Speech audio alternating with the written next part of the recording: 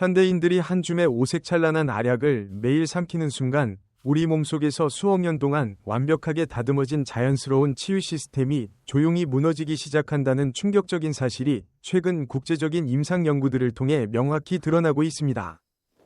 바쁜 한국 사회에서 밤늦게까지 일하고 패스트푸드로 식사를 대신하며 운동 부족에 시달리는 직장인과 학생들이 단 한 알이 캡슐로 피로와 건강 문제를 해결할 수 있다는 빠른 해결의 환상에 빠져 있습니다.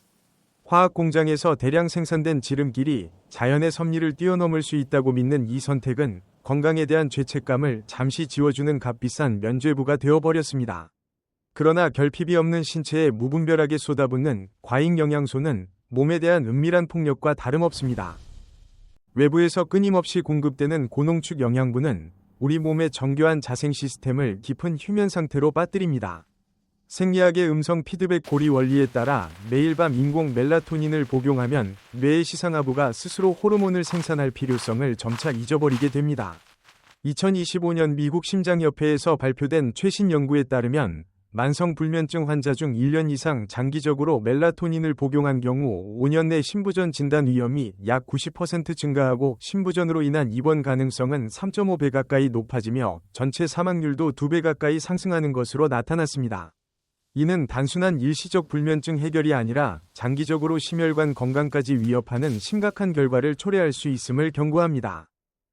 췌장 역시 외부 효소의 과도한 공급 속에서 스스로 음식을 분해하는 능력을 서서히 퇴화시킵니다. 이로 인해 소화 기능이 약화되고 결국 불면증과 소화마비라는 이중의 처절한 결과를 불러일으킬 수 있습니다. 한국의 바쁜 직장 문화 속에서 많은 사람들이 야근 후 피로 회복을 위해 수면 보조제를 찾지만 이 같은 의존성은 오히려 생체 시계를 더욱 혼란스럽게 만듭니다. 항상성의 한계를 넘는 영양 보충제는 그 순간부터 대사 폐기물로 전락합니다. 간의 사이토크롬 P405 효소계는 수십 가지 보충제와 약물을 동시에 처리하다가 과부하 상태에 빠지고 신장의 미세 여과망을 심하게 압박합니다. 2022년 미국 간 이식 대기자 연구에 따르면 1995년부터 2020년까지 영양보충제로 인한 급성 간부전 사례가 8배 증가했으며 2017년 간학회 자료에서는 전국 간 독성 사례의 약 20%가 허브와 영양보충제와 관련된 것으로 밝혀졌습니다. 또한 약 1,500만 명의 미국인이 잠재적으로 간독성을 유발할 수 있는 보충제를 정기적으로 섭취하고 있으며 한국에서도 비슷한 추세가 관찰되고 있습니다. 이는 우리 몸이 처리되지 않은 화학물질의 정체구역으로 서서히 변해가고 있음을 명확하게 보여주는 증거입니다. 혈액 검사 결과가 완벽하게 정상으로 나오는 경우가 많지만 이는 파국을 교묘하게 숨기는 슬픈 위장막일 뿐입니다. 과잉 보호가 만들어내는 호르메시스의 상실은 몸의 자생력을 근본적으로 앗아갑니다. 운동 직후 고용량 항산화제를 섭취하면 세포의 미세 손상 신호가 억제되어 몸이 스스로 염증을 치유하고 더 강해질 수 있는 적응적 스트레스 기회를 완전히 차단합니다.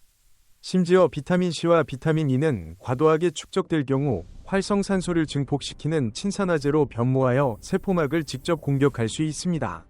고용량 비타민C가 혈액 속 유리철과 만나 발생하는 펜톤 반응은 DNA 구조를 파괴하는 하이드록실 라디칼을 생성하며 이는 세포 수준의 산화 손상을 가속화합니다. 이와 관련된 대규모 연구인 케어트 연구와 셀렉트 연구 결과는 자연의 엄중한 경고를 상기시킵니다. 베타카로틴과 비타민 E 과잉 투여가 특정 집단에서 사망률과 암 발생률을 높인 것으로 확인되었으며 최근 메타 분석에서도 고용량 항산화제의 장기 섭취가 예상치 못한 건강 위험을 초래할 수 있음이 반복적으로 지적되고 있습니다. 세포의 생존 본능인 자가포식 과정 또한 심각하게 위협받고 있습니다. 체내 에너지 센서가 결핍을 감지할 때만 활성화되는 이 정화 시스템은 지속적인 영양 공급으로 인해 세포 성장 조절 스위치인 mTORC1이 항상 켜진 상태가 되어 억제됩니다. 단백질 분말과 분지사슬 아미노산의 과잉은 세포 내부에 노폐물을 쌓이게 하여 만성 염증을 유발하고 세포의 퇴행을 빠르게 진행시킵니다. 2025년 최근 연구에서도 분지사슬 아미노산이 mTORC1을 통해 자가포식을 억제하고 세포 내 단백질 청소 기능을 저하시킨다는 사실이 확인되었습니다. 영양보충제는 수억 년의 진화를 거쳐 완성된 세포의 자율성을 침범하는 무단 개입입니다.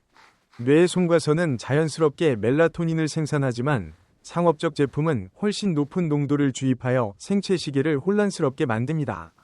간 보호를 목적으로 한 커큐민이나 밀크시슬 추출물조차 핵심 해독 효소의 기능을 저하시킬 수 있으며 사이토크롬 P405 효소군은 여러 영양제가 한꺼번에 몰릴 때 대사병목 현상을 일으켜 간에 과도한 부하를 줍니다. 이 과정에서 생성된 중간 대사산물들은 세포막을 자극하는 반응성 물질로 변모하여 간 수치의 불안정을 초래할 수 있습니다. 한국 사회에서 영양보충제 시장이 급성장하고 있는 가운데 많은 사람들이 스트레스와 피로를 빠르게 해소하려는 마음으로 알약에 의존하지만 이는 몸에 내재된 균형을 깨뜨리는 결과를 낳습니다. 직장인들이 출퇴근 시간에 알약을 삼키며 건강을 챙긴다고 생각하지만 실제로는 몸의 자생력을 서서히 약화시키고 있습니다. 호르메시스 원칙에 따라 적절한 활성산소는 세포를 강하게 만드는 필수 신호탄인데 고용량 항산화제로 이 신호를 지워버리는 것은 불이 날까 두려워 모든 불씨를 미리 꺼버리는 격입니다. 자생적 방어체계가 약해진 미토콘드리아는 작은 충격에도 쉽게 무너지는 연약한 존재로 전락합니다. 치명적인 것은 고용량 비타민C가 철분과 만날 때 벌어지는 펜톤 반응입니다. 방패였던 비타민C는 산화를 촉진하는 친산화제로 가면을 바꿔 쓰고 인체에서 가장 파괴적인 독성 물질인 하이드록실 라디칼을 생성합니다. 이 분자 칼날은 DNA를 난도질하고 세포 핵을 공격하는 암살자로 돌변합니다. 세포 정화작용인 자가포식은 영양이 부족할 때 비로소 고장난 부품을 태워 재활용하지만 과도한 영양 유입은 성장 스위치를 강제로 켜두어 청소차의 출발을 막습니다. 결국 세포 내부는 처리되지 못한 단백질 찌꺼기가 쌓여 서서히 썩어가는 영양적 질식 상태에 이르게 됩니다. 건강을 자본으로 사려는 오만함을 이제 버려야 합니다. 즉각적인 수치 개선을 추구하는 빠른 해결의 환상은 몸을 인공물질에 의존하는 온실 속 화초처럼 연약한 존재로 만들 뿐입니다. 인체는 스스로 상처를 치유하고 균형을 찾는 강인한 생명력을 가지고 있습니다. 우리가 회복해야 할 것은 화학 성분의 양이 아니라 결핍을 견디며 단단해지는 세포의 야성과 태초의 치유 본능입니다. 한국의 전통적인 식생활과 규칙적인 운동 습관을 되살리는 것이 진정한 해결책입니다. 아침에 신선한 채소와 과일을 충분히 섭취하고 주말에 가벼운 산책이나 등산으로 몸을 움직이며 충분한 수면 시간을 확보한다면 몸에 내재된 치유 능력이 자연스럽게 활성화됩니다. 과도한 영양 보충제를 자제하고 몸의 신호를 존중할 때 우리는 더 강하고 지속 가능한 건강을 얻을 수 있습니다. 완벽한 의사는 플라스틱 약병 속에 들어있지 않습니다. 그것은 바로 당신의 세포 깊숙이 박동하고 있는 생명력 자체입니다. 이제 한 번 더 생각해 보십시오. 반짝이는 캡슐을 손바닥에 올려놓는 대신 오늘부터 몸의 자연스러운 리듬을 존중하는 작은 변화를 시작해보는 것은 어떨까요? 규칙적인 식사와 휴식, 그리고 적당한 운동이야말로 수백만 년 동안 검증된 가장 강력한 건강 처방입니다. 우리 몸은 이미 완벽한 의사를 품고 있으며 그 의사를 깨우는 열쇠는 바로 우리 자신의 생활 습관에 있습니다.